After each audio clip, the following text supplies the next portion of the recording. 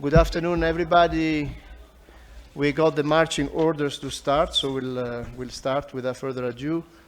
My name is Nicola Pontara. I'm the country manager for the World Bank here in Serbia, and today we're going to talk about aiming for a high-income economy, and I think is a good segue to the discussions that we had yesterday. There was a lot of discussion yesterday on income convergence of Serbia and the Western Balkan countries with the average living standard of the European Union. And I hope that in this hour that we have, my colleagues will help us to tease out what would be the key drivers that could propel Serbia's growth higher and help the country converge with the EU. Of course, we also discussed today and yesterday the fact that there have been few countries that manage well the transition from middle income to high income, so there might be some lessons learned that from these experiences that we can discuss and what are the implications for the country. So we have a great panel today here with us. We have Amalia Pavic, who's the Deputy Executive Director of AmCham, Maria Savic, who's the Chief Economist of Banca Intesa, Ivailo Izvorsky is our Chief Economist for the ECA region at the World Bank, and also we have Nicolas Marquier, is the IFC country manager. IFC is the private sector arm, as you know, of the World Bank Group, and so we'll aim to have maybe a couple of rounds of questions. If you guys are brief, I apologize in advance if I will interrupt you and if you go on too long. But then perhaps, Ivailo, we can start with you. You've done some research on the transition to high income, the middle income trap, and so on. And you've been now here a couple of days. You've been hearing some of the discussion that we had. You presented indeed in the first day, and we wonder, if you can tell us a little bit what are your takeaways from the research that you've done, and what are the implications for Serbia. Thank you. Thank you, Nicola, and it's a pleasure to be here with you. Thank you for attending this panel.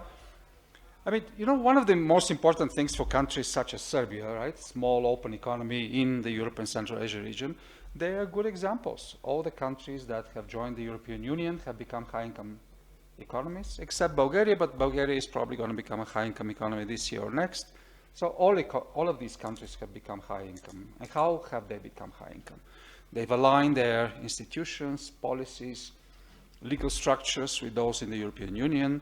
They have increased tremendously trade with the European Union, investment in the European Union, exchange of students, people, entrepreneurs, and so forth. And so therefore, this process of convergence has taken hold. I mean, Portugal was not a high-income economy when it joined the EU in '85. Spain was not.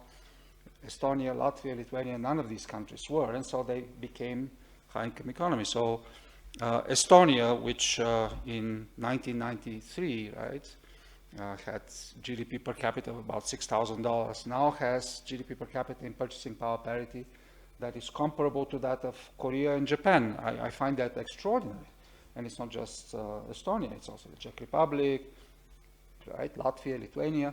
So all of them have made tremendous progress. Now, when we look at the countries and look in more detail what is needed, I mean, clearly, one thing that is needed is governments have to create a much more vibrant environment for the businesses, no? And this transition through high income, right, being low income, when you go to middle income, I mean, the main focus of most enterprises and most governments is, okay, let them invest more, right? And you look at these shares to GDP, as long as companies and the government invest a lot, it's excellent. And as countries move through middle income, companies, those successful ones, tend to focus more, not just investing, but more bringing foreign knowledge. Now, we call this infusion of foreign knowledge. They start to imitate, and then when they become close to the high-income frontier, whatever that may be, innovation plays a much more substantial role. So how do you change the environment for, right, business development, encouraging business, so that companies, right, have this chance that, when you get to $10,000, $12,000, $13,000 per capita GDP, you are much more innovation driven. The second main point, and it's very closely related to that, is you have to improve drastically the quality of education, quality of primary education, because that ultimately determines what kind of university students you get, no? The tracking of students, our region, Europe and Central Asia, still has tracking of students, right? Splitting them into the general schools and the vocational technical schools. Still does this, some countries it's after 7th grade, some after 8th grade, while most countries in Europe do this a bit later, 8th, 9th grade.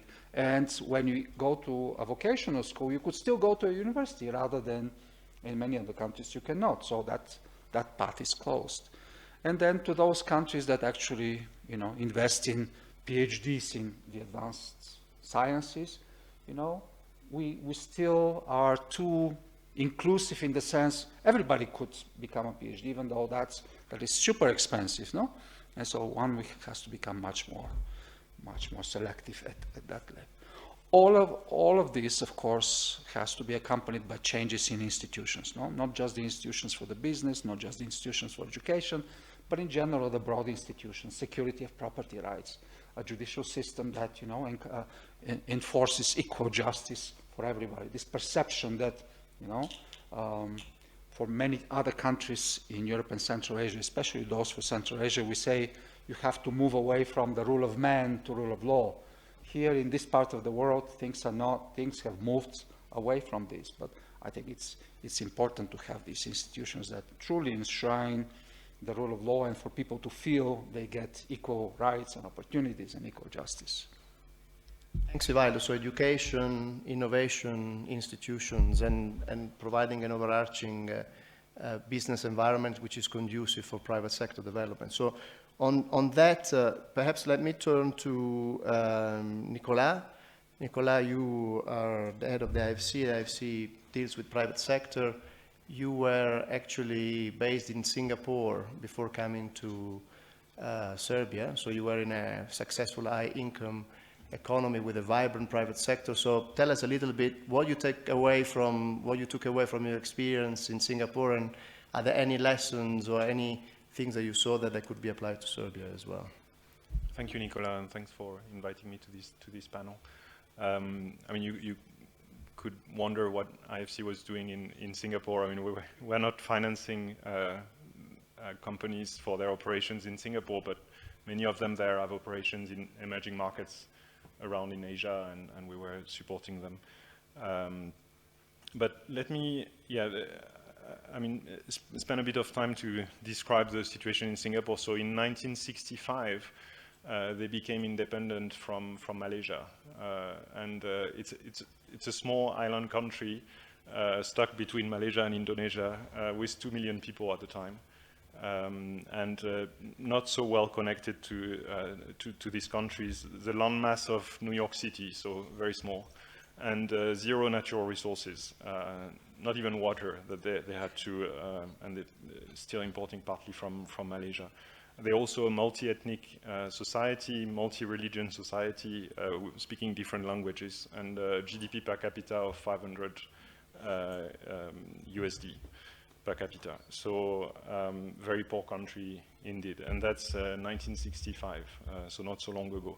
In 40 years later, they became a high-income country, and now they're one of the wealthiest country in the world, actually one of the few countries with large sovereign wealth funds, bigger than some of the wealthy oil and gas states. I think that GDP per capita is now twice the average of European Union. So that's quite amazing progress in a very short period of time. Reflecting on what led them there, so I spent a number of years there working for IFC, but also discussing with government officials. Education, what you just mentioned was key. Education, not only to get the right skill sets for the companies to benefit from, but also to bring people together. And so one of the policies they implemented was English as a common language. So everybody had two languages, and English was a common one, so that they could tackle this multi-ethnic population. On the governance side, the rule of law was front and central, and enforcement as well on corruption was very strong, which obviously supported investments and people were comfortable investing in the country. So those two aspects, I mean, you covered very well. I mean, what was interesting during the growth trajectory is that they were very intentional in the industry that they brought to the country. So it's not that they started with some manufacturing and industrialization, attracting FDI, but very targeted in what sectors they wanted in or out. And one of the parameters for them was the availability of natural resources. So for instance, that's relatively recently, right? They were pushing for more data center to be built in the country, and then progressively they realized that, well, that's not really scalable because these data centers need a lot of energy and they don't have that much green energy. So they had to graduate from that. But all that to say that they really had a trajectory in mind and were very intentional in terms of the FDI that they attracted. Another thing on the private sector side is beyond the FDI, they also nurtured national champions that are now, I mean, Singapore Airlines is voted every year best airline in the world. You have the Port of Singapore, who's operating ports in Africa, in Latin America now. And those companies were developed in-house, right? So in addition to bringing the FDI, they were learning from this FDI and building their own. So really benefiting the local corporates. And I think that came up earlier this week in some of the panels, right?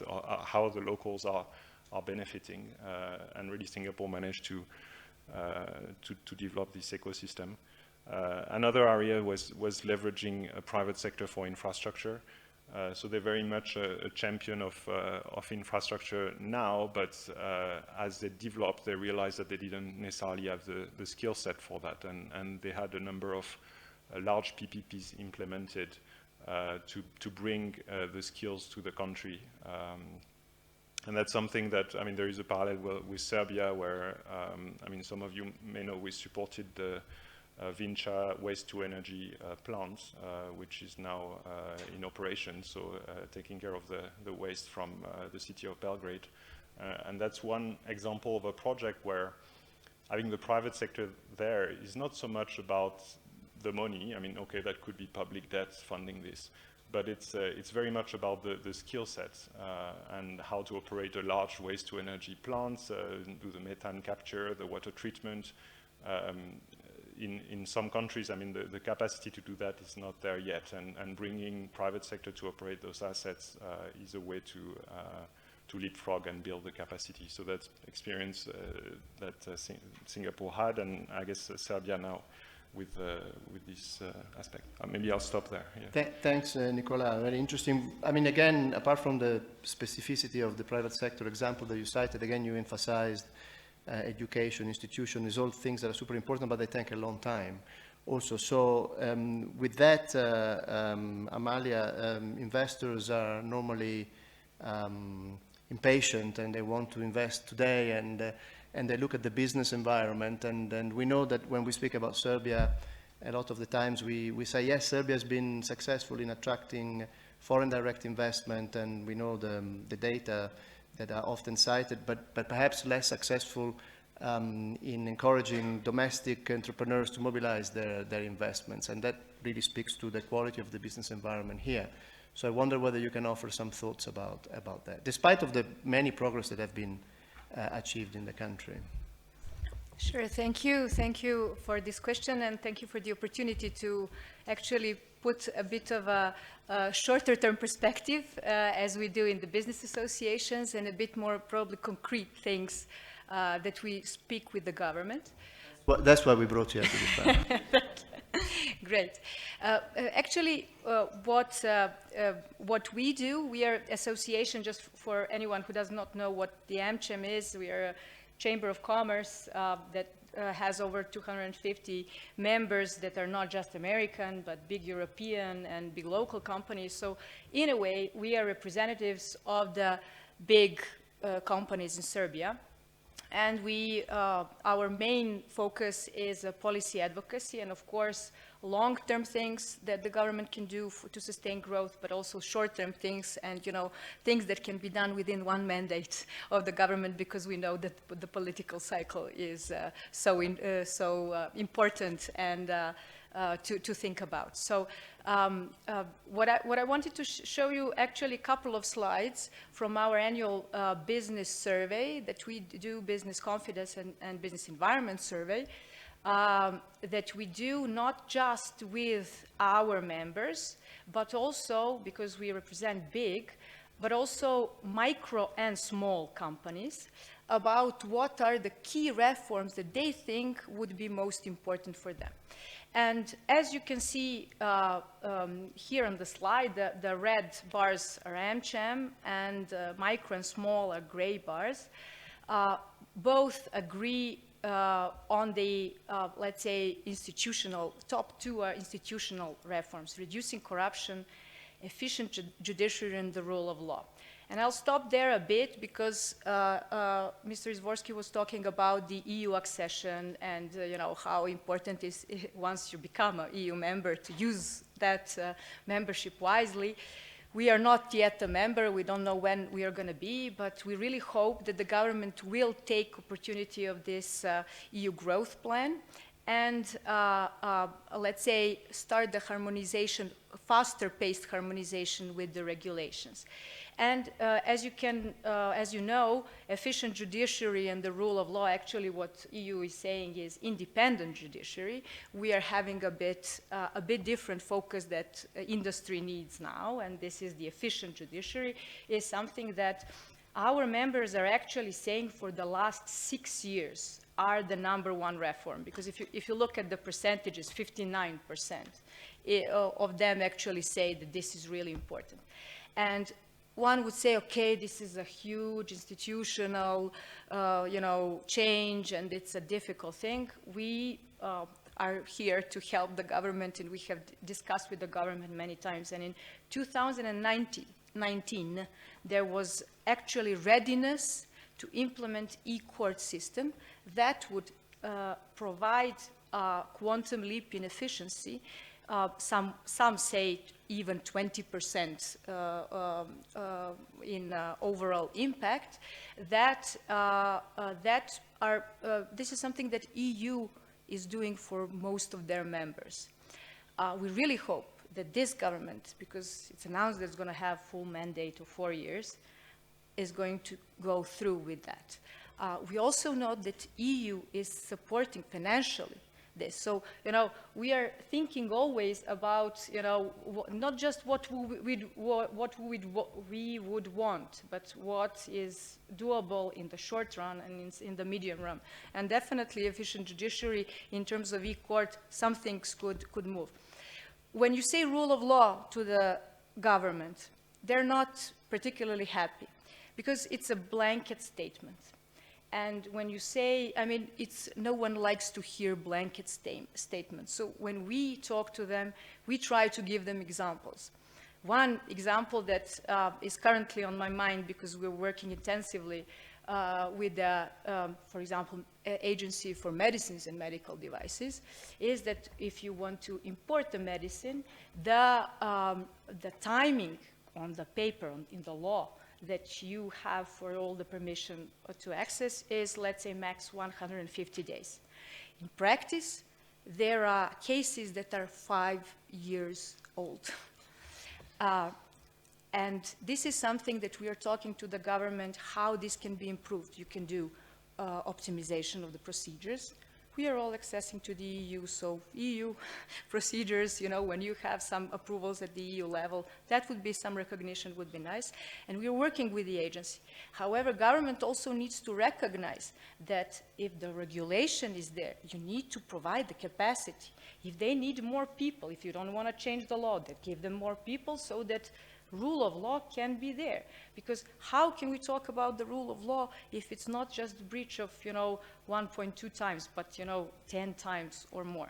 So this is, if you can bring me back my slide. One more topic that is outside of, if I can have the previous one, please. Thank you. E-government and digital transformation, I think, feeds rightly into the innovation part. One goes, of course, all the business associations talk about the improving government efficiency, and definitely e-government is one part. Decreasing corruption also through e-government solution is another part that is also, let's say, doable. But we still have 7 years after adopting all the e-document regulations, etc., we still have, for example, in the labor regulations that you have to sign everything. Even if I am an employee and I have a digital signature and my employer has a digital signature, I have to sign everything in 3 copies still. So these are things that can be changed fast to allow companies that already are at the level of, let's say, digital business doing, that will ease their way. And on the other side, digital transformation, as we have seen in one of the presentations, I think on the first day, that that all our IT actually goes out and is not caught in and is not used by the industry, which then reflects in a lower productivity and all this. It is topics like data protection, like cybersecurity, like AI, responsive AI, let's say, adoption and usage, all are important, and government can help programs to, let's say, facilitate that as well. And I'll just go one more. Yes, one more, please. And that's Green Agenda. Green Agenda is important. This is one of the, I would say, novices in our researches, because in the last 3 years, it has climbed dramatically up in the prioritization of our members. Why? Because we are EU adjunct market, and we sell to the EU market predominantly. All the CBAMs, ESGs, German Supply Act, we are not seeing that as an opportunity for growth. We see that as a compliance and issue of, let's say, staying on top of things so that we are not left behind. I'll stop there.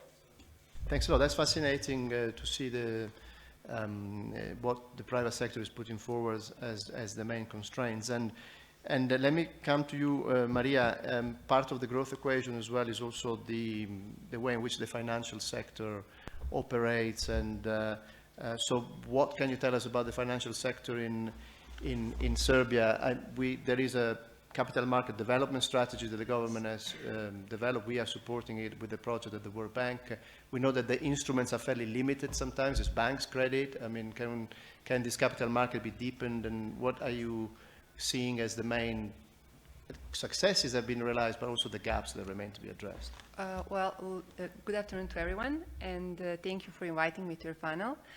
First, I would just like to wrap up why are we, according to my opinion, caught in this mid-income trap. I would say that all the Western countries, and we all have the same problem, are caught in this functional specialization trap, in the sense that we serve as factory economies in this European production process, as opposed to headquarters economies that we see in Western Europe and that we are aiming to reach.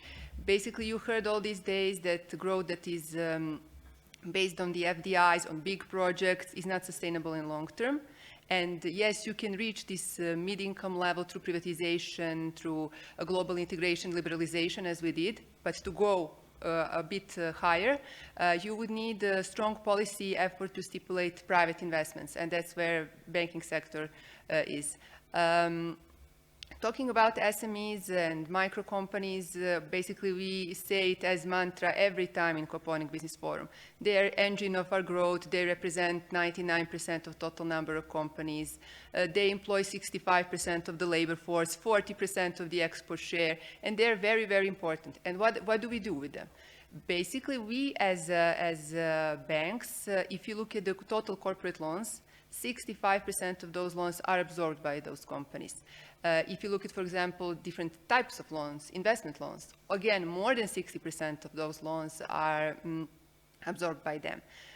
Also, we are a very reliable partner to many supranationals, which offer additional access to finance through guarantee lines, through guarantee schemes, through credit lines in cooperation with local banks. We love this because it allows us risk mitigation. And there are many very good examples there. There was a successful COSME program that lasted for a couple of years, that lots of banks were included in it, and 2.3 billion euros were basically absorbed to the SMEs. We as a bank have different credit lines with EBRD where we support women entrepreneurs, or credit lines where we support young entrepreneurs. So I would say in this occasion, banks are doing everything they can and even more, because they're the only significant source of financing in our country, exactly. If you look at the other alternative sources of financing, they are not there. Our financial sector is completely bank-centric. 91% of the total financial sector are banks. And if a small, innovative, technological company wants some alternative sources of financing that are not collateral-based, because banks, as regulated, they have strict lending rules, we need sufficient collateral, we need good credit history, and this is something that is imposed to us by our regulator, by our parent bank if we are a foreign company. So if a small, technologically based company wants some alternative source of financing, they are pretty much, unfortunately, limited. There are different programs coming from the government and different guarantees from the development fund, from the fund for the innovation activity, but they are pretty scarce. They are small, they are fragmented, and they cannot deliver the results, at least not yet. They are increasing in the number, in the size, but as I said, they're fragmented. There is every also year, I think here in Koponik Business Forum, asking why we don't have a development bank, for example, here, who would offer financing not only at subsidized rate, but maybe some sort of mezzanine financing or financing through equity participation, which in that sense would be more suitable for these smaller, innovative companies. Also, you mentioned capital markets. Capital markets are quite underdeveloped. Government bond markets are functioning well, and this is the only part that is functioning well, actually. Stock market is very shallow. Our Belgrade Stock Exchange is 130 years old, but you have basically only that companies that are regularly traded there. Turnover value last year was something around 300 million. A couple of years ago, it was 800 million. So it's not that liquid. Also, every year you have the listing of companies. If you talk about corporate bond market, there in the last 5 years, only 11 companies issued something like 32 corporate bonds in the amount of 900 million. So, very, very modest. There is an issue on the supply side, issue on the demand side. Basically, company will tell you, well, this issuance process is too complex, it's easier to get a bank financing. On the demand side, basically the institutional investor base is very small. The retail, if you say like retail investors, they lack confidence. And then your dominant investors are the bank again. There is this program that you mentioned, the Belgrade Stock Exchange is facilitating this corporate bond program with Ministry of Finance and with your support. So hopefully this will revive a bit corporate bond market and additionally boost the economy. Maybe one more just suggestion, and I finish here. In 2019, I think there was this law on alternative investment funds that was adopted, which, among other things, allows for the establishment of venture capital funds, which in that case would also, I would say, be suitable for this alternative financing for smaller, innovative companies at the startup phase. However, there are not so many of them yet. You can count them on your fingers, basically. The last one was established in December. There is an announcement that 2 more will be established, but I would say this is just raising the awareness that they are needed, but we are not there yet. So if you ask me, I would say the conclusion is not The problem is not the size of financial market. The problem is very low degree of the financial market and non-existence basically of alternative sources of financing. Thanks, Maria. But let me go back with second rounds of questions, but let's start with you. So what, and sorry to put you on the spot, but then I think you gave a very good snapshot of the financial sector in Serbia, but then what would be the 2 or 3 things that you would do if you had the power of changing things? Let's say tomorrow you're going to be appointed as the Minister of Finance. I don't have that ambition, but thank you. Well, the first thing, and you're gonna laugh maybe, and maybe not, but it actually has to do something with the education that all 3 of them were mentioning, is the complete financial illiteracy of our citizens. And here I'm not talking about just a regular person. I'm also talking about people that are heads of companies who basically don't really know what to do with the money. For example, we have our head of treasury here, who is always complaining, yes, we have so many hedging instruments that we developed and no one ever used them, you know, because they don't think they need them, and they really need them. Also, you have, I don't know, like 14.5 billion euros in savings.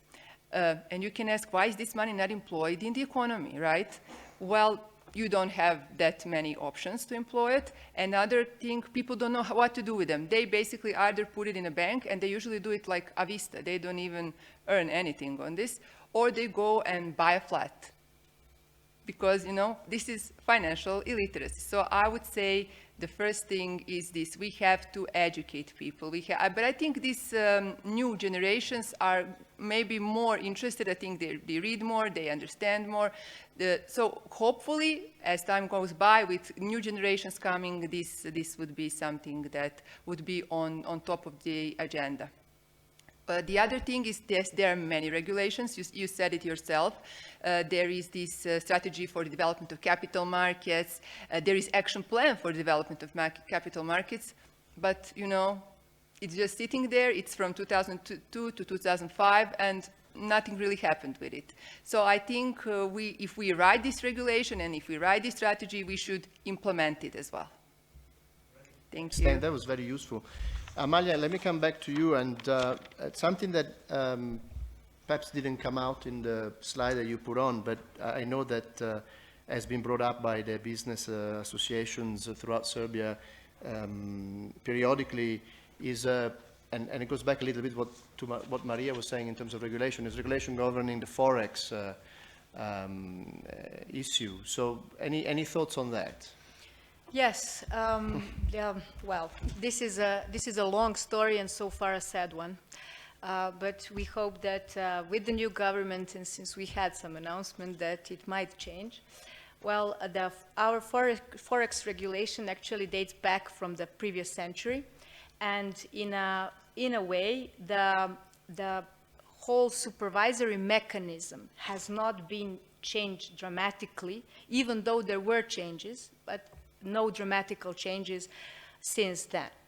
Why is it so big a topic? It is a topic in my career, more than 15 years in a business association.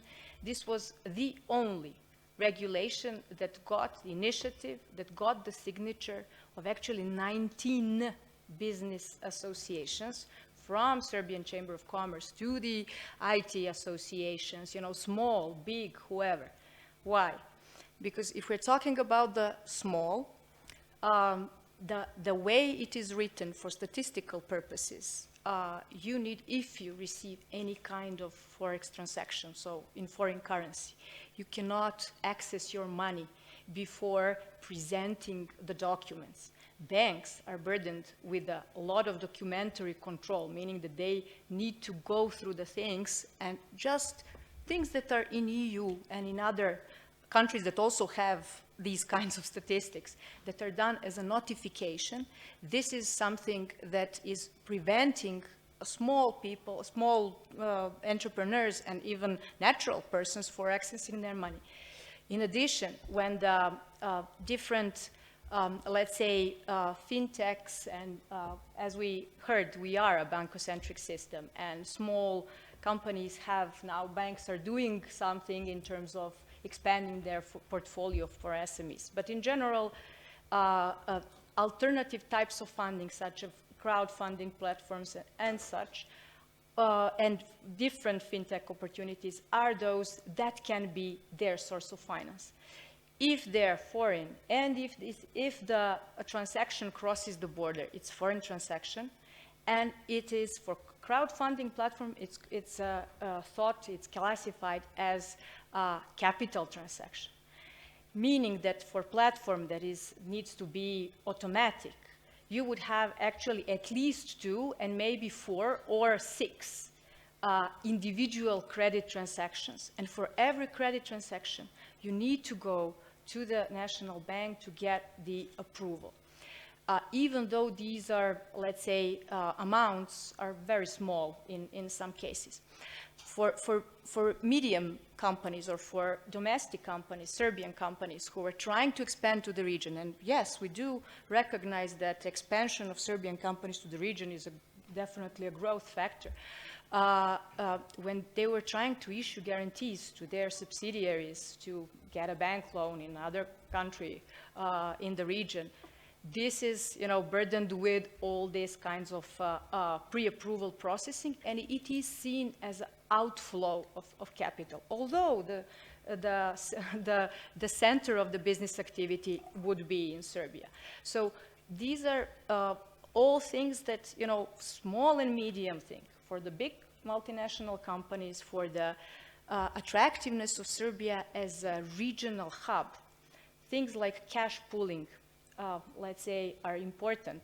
We know that some of multinationals avoided Serbia for placing their center of interest here, which would definitely bring probably more money and more income and more tax revenues to the country.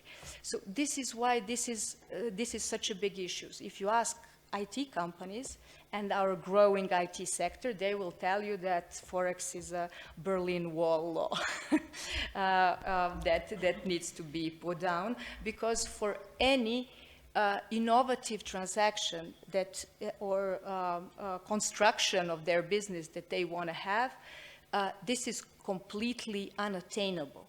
So in a view, it is also obstructing their business. Bottom line is that in 2019, all of these the associations initiated talks with the National Bank with regards to changing the regulation. Even USAID, as a development organization, supported the comparative study, how small open economies such as Serbia do with these things, because capital destabilization of the currency, capital flight, statistical purposes, all these things, all other countries are having the same problems, and they do not have this kind of burdensome, let's say, regulation that prevents business in some cases.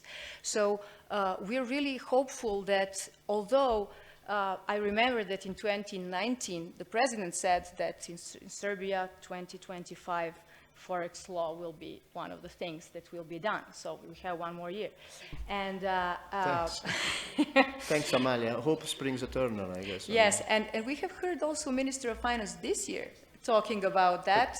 So we really hope that National Bank will be open to thinking about the smart regulation. Okay. Sounds Not good. full liberalization, but smart regulation. Thanks. That's very useful.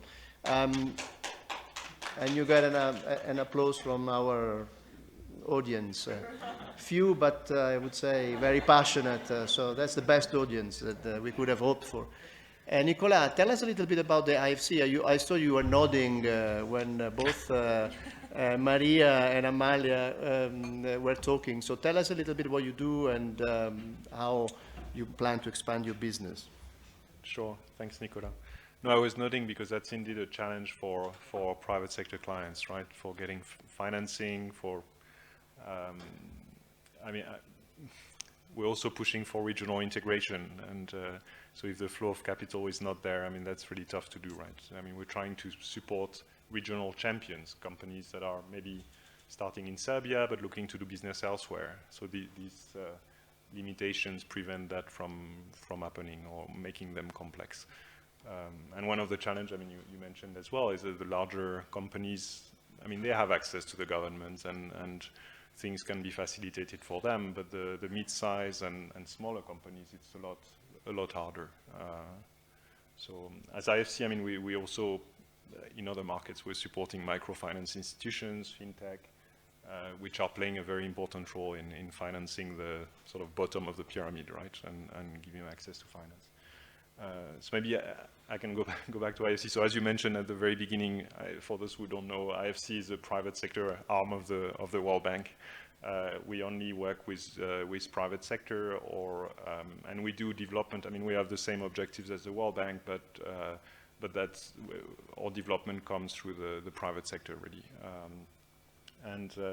In the Western Balkans and Serbia in particular, I mean, our agenda is to boost competitiveness and productivity of the companies here, so we can support manufacturing, advanced manufacturing, decarbonization of the operation so that they remain competitive, but we can also finance connectivity infrastructure so that these companies have access to markets. So that's one big area for us, competitiveness. Another area is inclusion, I mean, mentioned that a bit earlier, is supporting SMEs getting access to finance, supporting women entrepreneurs getting access to finance, and we do that mainly through financial institutions today, sharing risk with large financial institutions. So we worked with Ike Banca and others. So this inclusion agenda is very important to us. I mean, we could have more instruments we can deploy, but at this point it's mainly through financial institutions. And then the last one, but that really cuts across, is the climate transition and supporting the decarbonization of the economy, which is a huge priority for the Western Balkans.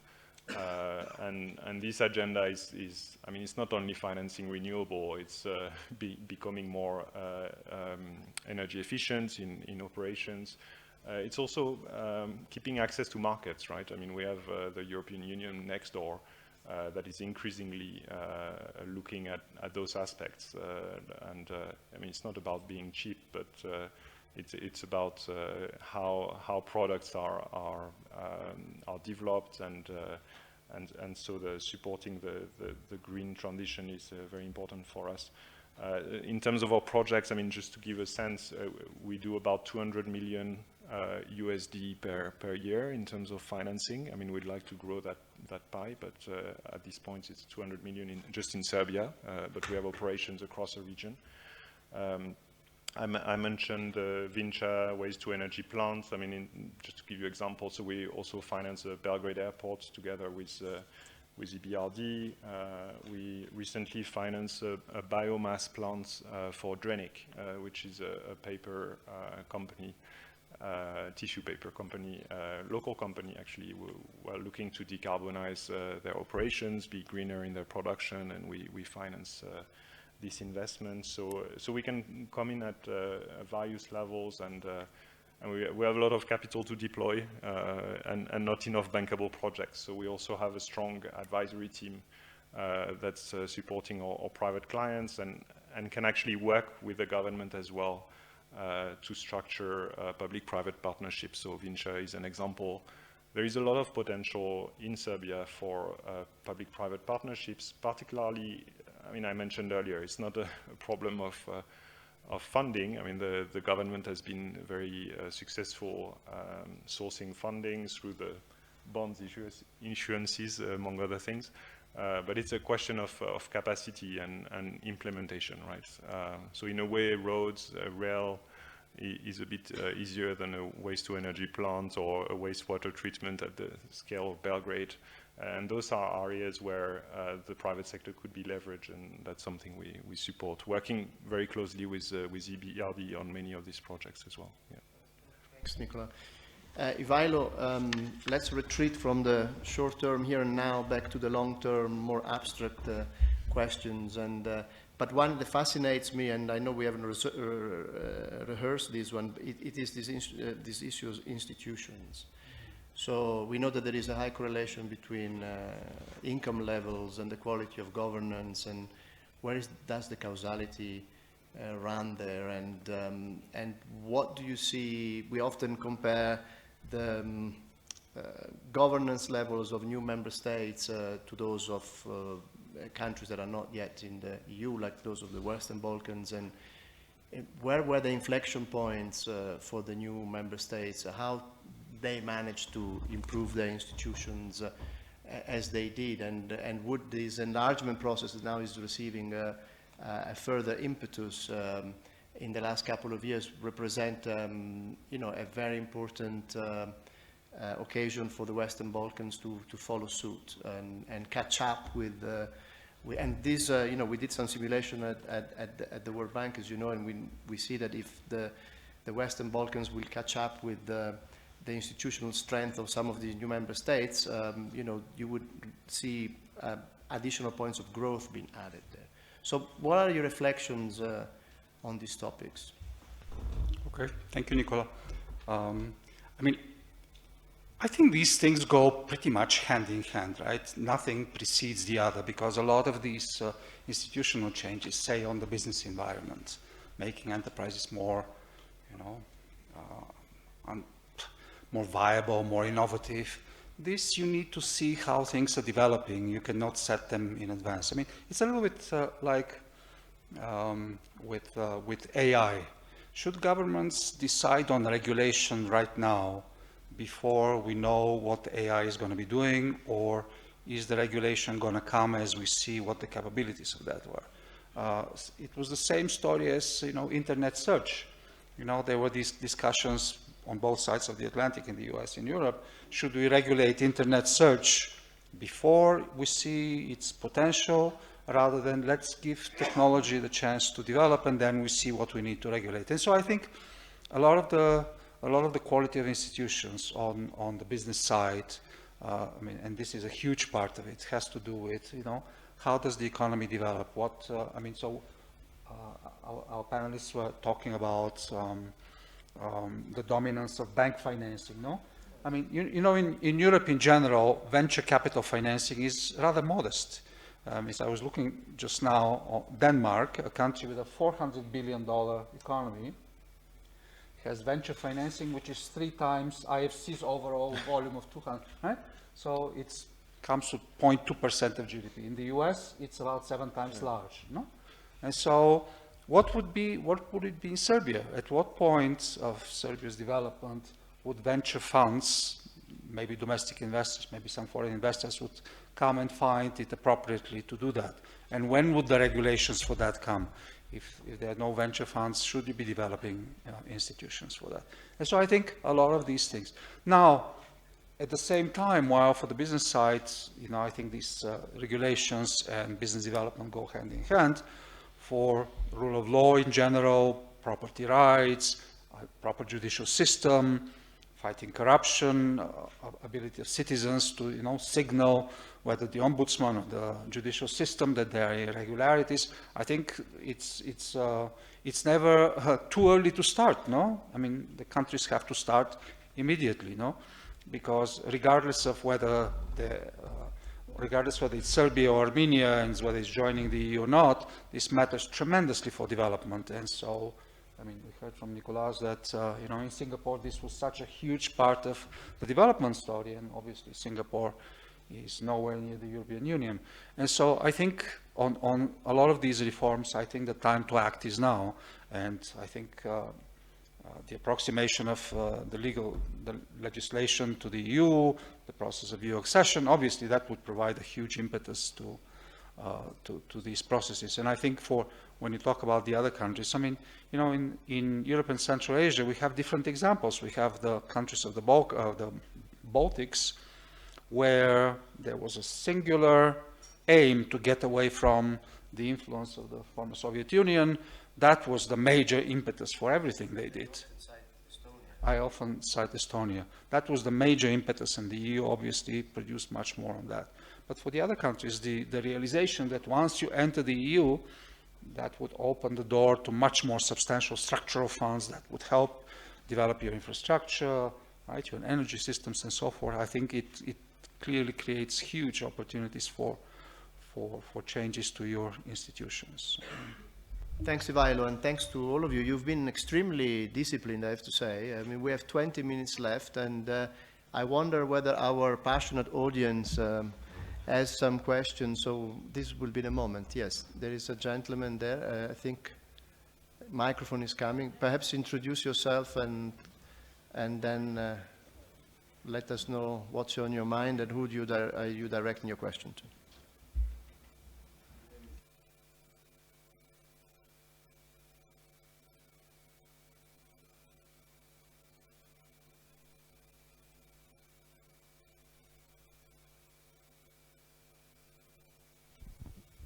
Test. Okay. Hello, everyone. Siniša Čađi, USAID Serbia Energy Sector. Thank you very much for this panel. It's been very interesting discussion. My question to you, from my humble 20 years experience, is we've been lately developing a sustainable financial model for energy efficiency retrofits of multi-apartment buildings. It's a challenge in itself, and we realize the developing capacities of all the participants in that chain is a challenge. And you've been talking about the problems of the government and how your companies and how the banks and IFIs have issues, I dare say, working in Serbia. But this developing, and you talked about education as well. We obviously need to develop some capacity in this country to facilitate their moving forward. So my question to you is, how do you, and what are your organization doing in developing that capacity to help Serbia move forward? In a way, you know what they say, help us, help you, help all of us. So how are you doing in that regard to move Serbia forward? Okay, perhaps let's take, I hope there are another couple of questions that we can take. Don't be shy. Is there anybody else that wants to, or a comment, or no? No, for now, no. Nothing else? Yes, please. Hi, Dragana Stanovic. I am the regional leader of the Engines of Growth Western Balkans Catalyze project sponsored by USAID, dealing mainly with access to finance, not so much on the policy side and advocacy side, more just trying to enable mobilization of private capital for SMEs in the region. I did enjoy in the way Maria presented the situation in the region. I think this is exactly what it is. I also second her thought on the need for education, but I think that and that's also a question, maybe also, that the priority would be, or at least it needs to be done in parallel, that working on establishing and allowing for growth of alternative financing mechanisms and diversification of the financing sources, in particular in Serbia, because I think that everyone else, at least in the region, has microfinancial institutions. We don't even have that. Having in mind that our regulation is basically limiting lending to only banks unless the other law is stipulating something different. The only other law is factoring law, and this is why this industry has some growth lately in Serbia. But the comment and the question as well would be what needs to be done to make alternative financing spread across the region and grow in Serbia. And I also think changing the Forex regulation would be one of the key things to be done, along with maybe changing this approach of banning everybody else from lending unless otherwise, or if not that, then at least go and draft otherwise or other laws. But I was just interested, do you have any suggestions on that front and any experiences and any infusion of international knowledge. I actually really like that at the beginning of the presentation. That could help us be better. So thank you. Anna, very nice questions. Anybody else? Okay, there was a question on capacities, question on instruments, and who wants to take a stab? Nicola? Okay. Sure. I mean, I can start maybe. I mean, on capacity, and actually maybe you should comment because the World Bank has programs on this, but this one is key, right? And that's something I didn't mention about Singapore, but one factor there is, and that's linked to governance and rule of law and corruption issues, is that the civil servants are extremely well paid. And the teachers are extremely well paid as well. And that play a role, right? Because they really manage to attract in these jobs the crème de la crème when it comes to the skill set that go into government jobs. So that can be one of the options, I guess, to strengthen the government bench. Our experience, I mean, the Vincha project is relatively recent, the PPP we've done. I mean, this is a complex project, right? I mean, we're selling the steam to the municipalities for the district heating, and then we're doing the methane capture, making electricity with it, selling it to the grid. I mean, the structuring was quite complex, and the discussions with the government were detailed and technical, and we had good counterparts, but most of these counterparts are gone now, and there would be other projects to do on a PPP model. So that we experience a lot of turnover in the governments, which something that needs to be addressed.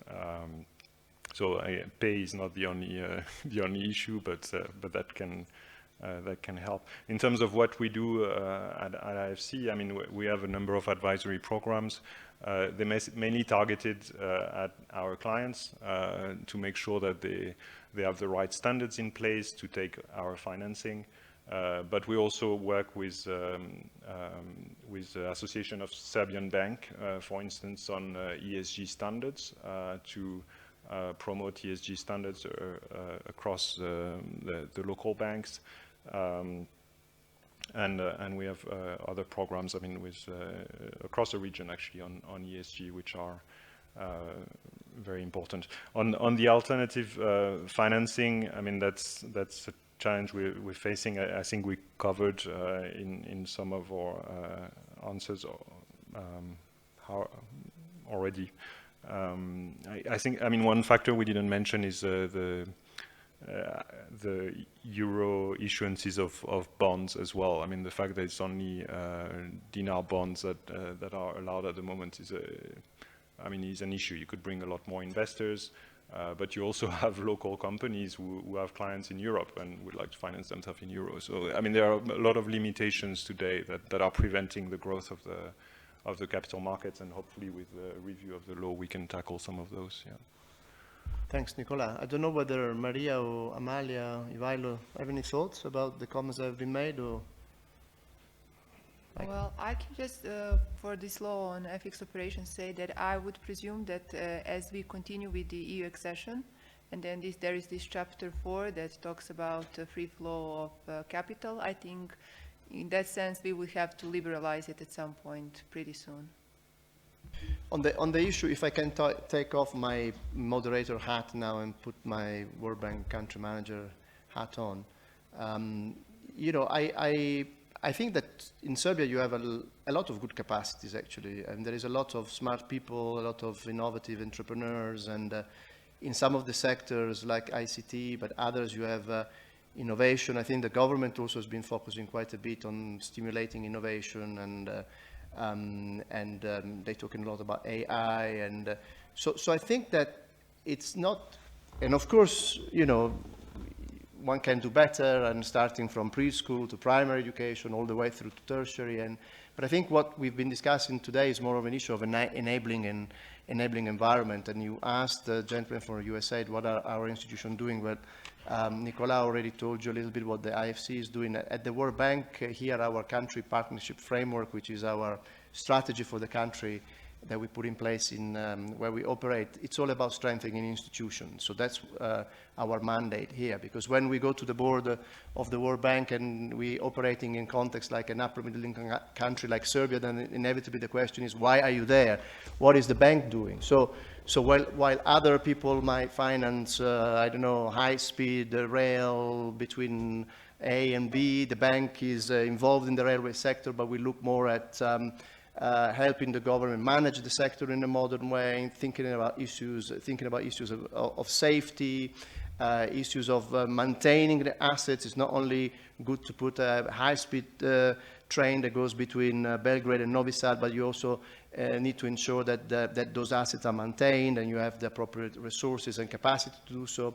So this example that I gave you for the railway is what the World Bank does across a number of sectors, yeah, and essentially it's all about strengthening, as I say, institutions, and that's what we do in countries like Serbia. But I do believe that this country is a vibrant country and has a lot of potential. The question is, how do you unleash that potential? We have 9 minutes left. I don't know whether there are other questions from the audience. And think about it, and if not, I want to go back a little bit. We haven't planned for this, but given that we are here, we have some time, and I have such a distinguished panelist, why not? Let's think a little bit about the green transition. I like what you said, Amalia, and I like the fact that you said that sometimes the green transition here, but also in other countries, is more thought about in terms of, compliance and not in terms of what the green transition can really bring in terms of new skills and new sources of growth for the economy and so on.